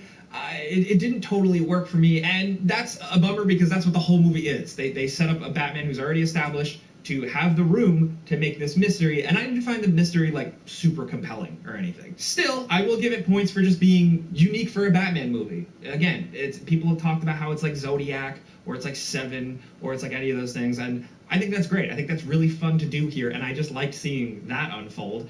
The other thing I thought was wasted was the idea of like the corrupt Wayne family. This was something that I was so excited for more mainstream folks to be exposed to. It is such a cool idea. Like, what if Thomas and Martha Wayne weren't these perfect shining beacons on a hill? But unfortunately, I've seen comics and even honestly the Telltale Batman game really handle that so much better. Here, I felt like it was just like Bruce Wayne found out some things about his dad and was like, oh no, and then he went to Alfred and he was like, Alfred, what the fuck? And then Alfred was like, it's not that big a deal, man. And he was like, oh, okay. And that was it. It's still like there is a learning moment, and it does work, but it was a little short-lived, and I wish they kind of explored that more. You know who worked really well with that? Penguin. Penguin is fantastic in this movie. I didn't really have time to talk about him in the non-spoiler part, but holy shit, he was awesome. He was absolutely perfect. He felt like a real dude. He felt scuzzy enough. They made him super New York. I really like that he literally said, how you doing to Batman. I was like over the moon for that. But John Turturro as Carmine Falcone, I thought he was fantastic. He's another one I wish he was in the movie more, but I thought that was like a perfect version, a perfect portrayal of that character. Even if he was a little straightforward, I really like how he worked within the story. But the whole Penguin Batman car chase thing was incredible. I thought it was really, really great. It was more like grounded. The Batman Begins tank scene is really like one of the best things ever, but I think this tops it because it's just like a good old real car chase. But what I also liked about it was how it added the tension of traffic, because that's how it would actually be, and the kind of push and pull of getting stuck in the traffic, and the kind of like the horror of him looking in the rear view mirror and seeing this insane vehicle coming for him is so good. So the fact that when it powered up and it has, like, you hear it and you're like, that's a jet engine. Holy shit. He's got a small form factor jet engine on the back of his car because he has so much money and he's so smart. That's awesome. Like, the movie doesn't have to like spell out all of that. I like that it didn't need to show him like, I'm gonna buy a jet engine, or I'm gonna think about putting this jet engine. Like, they didn't even have to do that. They just showed the car, and if you know, you know, and it was great. I also like that the car kind of played chicken a little bit. It kind of like, I don't know. So I thought, so a lot of people in the theater were kind of like chuckling because it looked like it stalled out or something. I thought it was him going, go ahead, go. And he gave them a running start, which is just so badass. I don't know what that is. It's sick. Really an incredible moment. Honestly, I do think that the trailer showed every cool part of the movie, and that actually kind of bummed me out a little bit. But it didn't really matter. There are so many great moments in the action I really liked. The choreography was pretty good. I did really like that Batman would like take a gun and swing a gun at a dude like a baseball bat. Like when he hit that guy with his gun, I felt that. But one scene I really, really liked that I thought was just like peak Batman was at the memorial, the funeral service with Batman and the DA guy with the bomb strapped around his neck. and the Riddler on FaceTime, and Batman and him and the guy going back and forth, and the tension there, and how hyper smart Batman is and good at figuring out these clues. Like, that stuff really, really worked. I thought that was so, like, that could have been ripped from a comic. I thought it was perfect. But really, to that point, like, I just really like the whole, like, he's super smart, he's quick, he was able to figure out all of Riddler's quick little riddles. To Alfred also, the like brief one good Alfred scene where Alfred immediately jumps in and starts cracking this riddle. That was perfect. But with Batman, I really liked how he was sharper and more observant than everybody. They did a really good job showing it. There were so many times in this movie where he's in a room with cops and investigators and stuff. Like, it was a lot of the movie, and I like that. One thing I really liked in the beginning was him finding a blood stain on the floor and just kind of like observing it, and then a evidence photographer realizing it and going over there and getting a picture of it. Like, just like little things like that are cool. So like I said earlier, this movie does really do a good job of walking the line between being more real and still being comic booky and cool. And I think the other thing it really understands and really walks a great line with is Batman himself, where this movie is all dark and gritty Batman. And you see some people being like, oh, I'm over the broody, dark, gritty Batman. First of all, that's mostly what Batman is. But more than that is that this movie gives you the dark and gritty Batman, but it doesn't lose sight of the fact that Batman is a hero. And actually, I thought the movie was going to go a completely different direction and make Batman this brutal, mentally unhinged monster. They didn't really tackle that. I still think there's room to tackle some of that. But that aside, this movie really understood that this Batman is a hero and that this Batman does technically save people. And the end kind of hammered that home with an optimistic tone. Like, it still very much had like a Gotham still sucks, but Batman has a little bit more of a realization that it's not just scaring people in alleyways. There's more to this than that. And that is coupled from various things in the movie. For me, it was him seeing that kid multiple times and just thinking and focusing on that kid. But all of that really, like, the movie just understands that he's not just like cool, sad guy that the movie set him out to be. He's more, like, that's why he can do amazing things like Justice League and the Bat Family and all of that stuff, because he's not just vengeance. There is more to him. I don't know if I'm explaining it perfectly, but like that's just like how I felt by the end of the movie. I'm like, oh, they can do so much with this Batman. This Batman can go in so many places, and I'm really excited. The only thing, though, is that he's now established as such a dark and gritty and scary Batman that terrorizes criminals perfectly in this moody, gritty world where it's always raining. But now more people are aware of Batman. A lot more people have seen Batman. He is hero Batman. So how do they keep that scary, spooky, gritty tone going? I say for the sequel, lock him in Arkham Asylum. I'm not just saying like, oh, because it's like the games. I actually feel, no, not at all. I think, if anything, it's like Matt Reeves and company want to make like weird, like this movie, they wanted to do Batman, but they wanted to just make a murder mystery detective story. They wanted to do different storytelling. But for locking him in Arkham Asylum, they can really maybe now tackle Batman's psyche, which is something that I thought was a missed opportunity in this movie. You can also play around a little bit with the Arkham family stuff, which was technically established in this movie, nicely enough, and tie in the Joker, the inevitable Joker that they had to reveal. I actually was like, oh no, maybe hold off, guys. So I wasn't crazy about the little glimpse of the Joker. It's early. I'm not gonna judge, but like that was the only part of the movie where I was like, okay. I'm definitely gonna be in the minority there. I know people are hyped. I don't want to shit on anyone's dreams by any means, and he could be great. So let's see where it goes. I also just gave them a $1 billion idea for the sequel. You're welcome. That's not that hard. I think I'm probably the 80th person to recommend that, but hey. This Batman hits all the notes. He kicks ass. He's cool. He's scary. He's dark and gritty. He's still a hero. He lives in the most well-realized Gotham with incredible music. His tech is cool. He's a real detective. His car is sick as hell. I like this Batman. I like this interpretation. I like this world, and I can't wait to see where it goes. I like being right about Robert Pattinson. Nobody wanted to believe me. And I feel like I could keep talking about this movie, so I kind of have to wrap it up. Maybe I'll make another video. I don't know. But for now, that's Batman. Those are my first thoughts. I'm probably going to see it a bunch more times, so if I come up with something interesting and compelling to share with you, maybe I'll put something out. But if you sat and listened to me talk about Batman for this long, thank you for being here. I really appreciate you. All I'm trying to do here is just talk about what I love, so for you to come by, thank you. Clicking the like button helps. Subscribing, notificationing helps. I put out videos once or twice a week, but I want to hear from you guys in the comments what you think about this movie. Maybe we try and keep it spoiler-free for people who, you know what? If you're worried about spoilers, maybe don't read the comments. Just let me know what you think about the Batman. I really want to hear it. I want to know what you're thinking about, the Joker, what you think about the actual story arc, the characters within. Who do you want to see more fleshed out in a sequel? There's a lot to talk about, so hit me up. I want to hear from you guys. Of course, I'm Jake Baldino. Thank you for being here. Subscribe because video games, pizza's on me.